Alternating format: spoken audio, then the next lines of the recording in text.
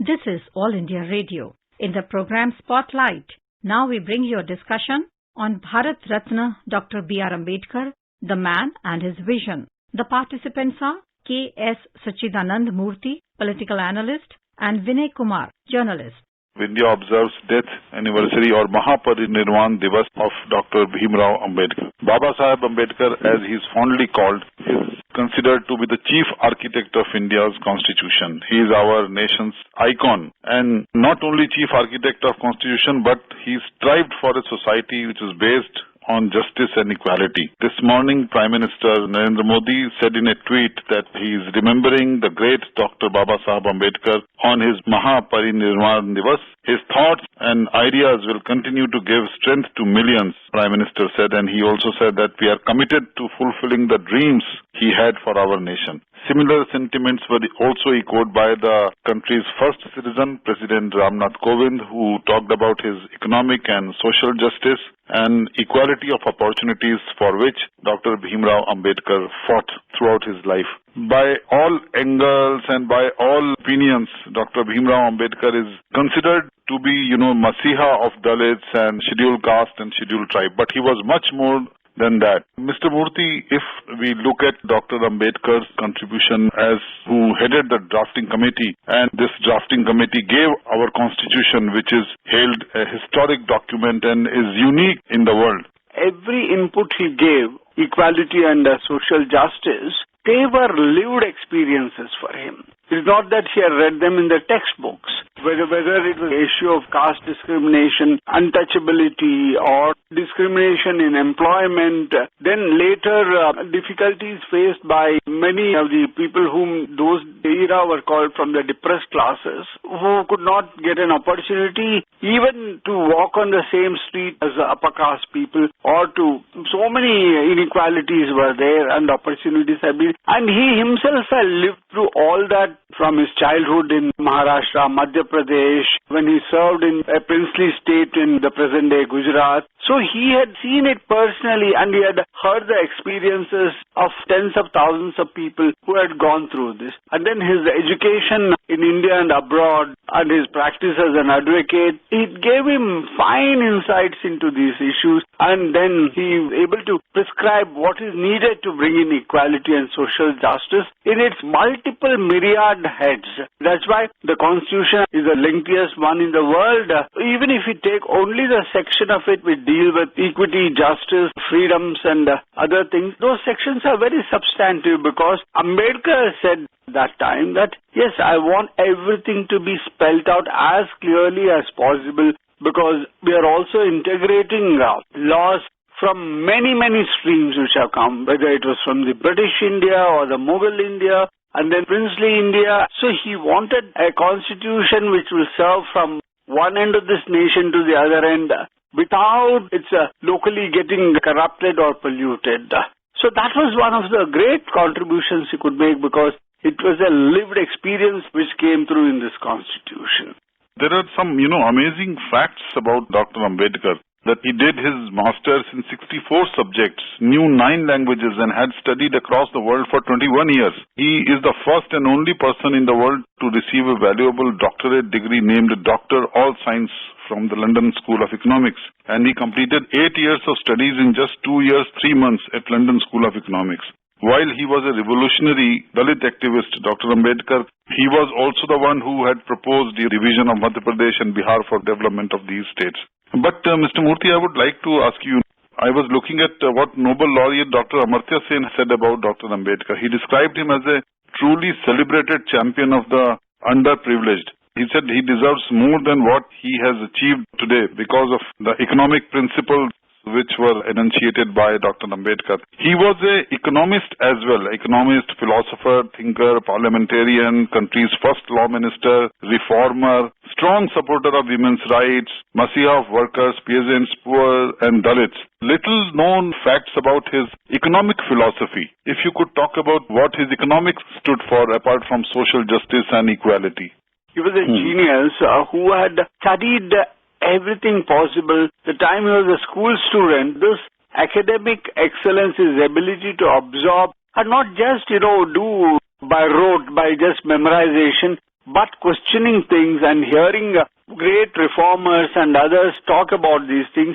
So for him, he reveled in the company of great people like Jyotiba Phule is a social reformer, Savitribai Phule's wife who did so much work for emancipation of women. So as you rightly noted, he studied across continents and universities. He met the finest minds, he read the finest things, but everything he put into use, questioned it, and his doctoral thesis was on the rupee in British India. His doctoral dissertation had a far-reaching recommendation which were valid much beyond the period on which he wrote about, because when the Indian rupee was devalued in the late 1960s, people were remembering the work of Dr. Ambedkar on the rupee and said that if only what Dr. Ambedkar had prescribed at that time, what the route he had said about currency management and related devaluation of the rupee wouldn't have been necessary. So I'm just giving one example of his thinking and his work. Similarly, on the manufacturing and productivity, on how agriculture should be reformed and used to generate employment and income. While we are all celebrating and going by what he did for social justice in terms of untouchability, providing opportunities in education, employment and electoral representation for the depressed sections, but his other contributions, and as you rightly noted, he was the one first to say that large states need to be broken into smaller administrative units, also because he felt that the kind of inherent inbred feudalism there could also be eliminated and modernism could come in, where there will be more urbanization, more opportunities. So heavy dependence on land for a large population like that of India would be very counterproductive. It can't happen. And that only happened after the 1991 reforms, when large-scale employment generation happened in the private sector and then also consequently the public sector employed. So I think he was a visionary in all aspects, social, electoral, educational, cultural and economic. So I think we have to revisit Ambedkar on many of these things. All his writings, all his speeches are available, but I think we have to look at not just as an icon whom we remember on his birth and death anniversaries, but somebody who can be constantly applied to the evolving situations, even the 21st century. He is very, very relevant. It's not only that his vision of a society based on liberty, equality and fraternity, as you rightly pointed out, that we should just commemorate and remember on his birth anniversary and death anniversary, but he remains, his principles and his teachings and whatever he stood for remains relevant even to this date. UNDP's top official of the United Nations at a function a couple of years ago in India's permanent mission, he said that Ambedkar's tireless efforts towards ensuring excluded groups was politically and socially empowering them, made him a pioneer in the world, and his vision of equality and social justice echoes ambitions of the UN's 2030 development agenda. They are drawing upon whatever he said, equality of opportunity and lot of access, critical to Dr. Ambedkar's vision of development for all, and what is at the heart of 2030 agenda for sustainable development which the UN has given a call for. So he remains relevant not only for India but I think for the world at large. You are right, because like visionary Mahatma Gandhi, what Ambedkar said and wrote and spoke and did achieve was relevant not just for India but for across the world. We have heard a lot of politicians and officials and activists in the United States of America talking about how Ambedkar's vision of social justice in the Indian Constitution would have been a better way of dealing with the fault lines in American society, which again manifested this year in widespread riots and the Black Lives Matter movement. So they were recalling that Ambedkar's teachings on these issues were very, very relevant across the world. And as we see more of religious and tribal differences cropping up in Africa or in Europe and all these big democracies and dictatorships, Ambedkar's policies were, he was one of those who insisted, there were some members of the drafting committee who said, should we have universal franchise or should we again go for graded franchise? He argued that no, that is the only way we'll remain a democracy, that India will always resist dictatorial trends, because if every Indian has felt that he had a responsibility and right in the republic. So I think this is one of his great, he remains relevant, which happens to few visionaries in the world. He drafted in 1936 Annihilation of Caste, his doctrine. It was an undelivered speech where he argued for the annihilation of the caste system and caste-based division of labor. And according to him, the caste system has destroyed the concept of ethics and morality. And all human beings are equal. That is what he said in that. And by dehumanization of the downtrodden people, that was unacceptable. Apart from this, his vision about equality and fraternity and liberty, what is being echoed, as you rightly pointed out, in not only in South Asia and India, but in the most developed countries like the US, where we have seen these struggles still going on and protests and agitations of Black Lives Movement. Annihilation of caste is one of the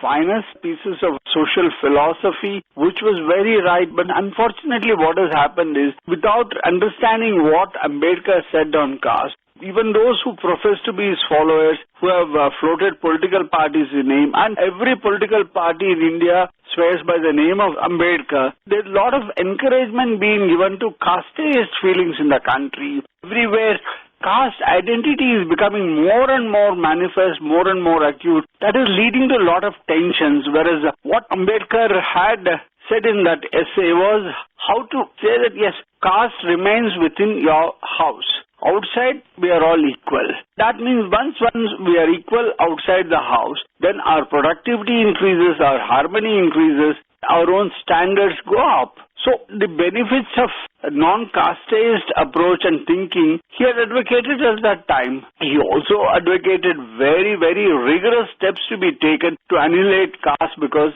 he said it had tied Indians very viscerally for centuries. So that idealism which he had advocated, that idealism to be achieved in very practical methods, unfortunately many people who are even claimed to be his followers are not doing that. It's a disservice to the vision and ideals of Ambedkar. I'm tempted to ask you, has Dr. Ambedkar been misunderstood, or he's not been understood properly by the political parties or by the thinkers or by the reformists in our country? I have a feeling that wherever convenient, Ambedkar has been used. Wherever convenient, his philosophies have been borrowed and used. But what had happened was, but one good thing is, some of his great philosophies, same visions and articulations on social justice, equality, very proper representation in education services and elected bodies in the country, I think that was accepted very well. But otherwise, other principles of his either have been ignored or have not been done justice with. I think there's a sort of compartmentalized use of the holistic vision of Ambedkar, which is not doing full service to a genius of Ambedkar's nature. That is the words what I feel, that we could have benefited much more from Ambedkar than so far we have benefited. As you rightly said, wherever convenient, Ambedkar's principles and his teachings have been recalled, but holistic vision about what Dr. Ambedkar stood for and he struggled throughout his life has not been implemented. I think we should not lose hope that newer generations and newer responsible leaders or the educated class, they will all appreciate much more, because again, Ambedkar said, when we make religion the center of everything, and without appreciating the true meaning of religion, what harm it can cause. So again, I hope all will be understood, because he remains relevant.